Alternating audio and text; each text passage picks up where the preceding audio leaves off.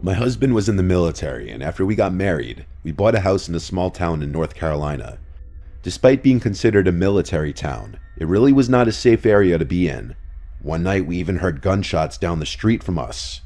But anyway, because of his job, he was gone for training operations often, and he also worked nights when he wasn't having to travel. This meant I was home alone most of the time.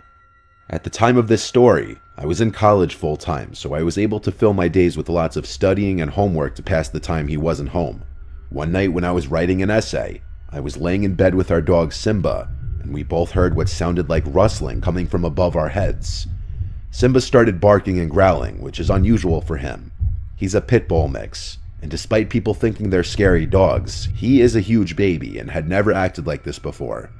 I thought it was mice, so I texted my husband and he agreed. He told me he'd call pest control the following day so I wouldn't have to worry about laying bait and traps myself. 2 days later, pest control came and did what I thought was a thorough inspection of the house. There was some evidence of mice and roaches in the attic, so he laid some baits and also sealed some entry points in our home.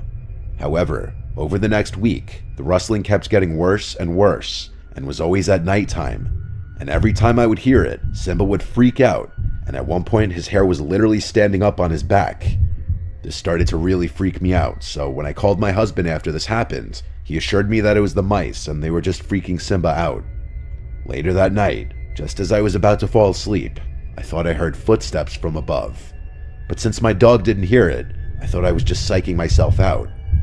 Being home alone so often, I did have some anxiety, especially at nighttime, because I didn't feel safe without my husband home.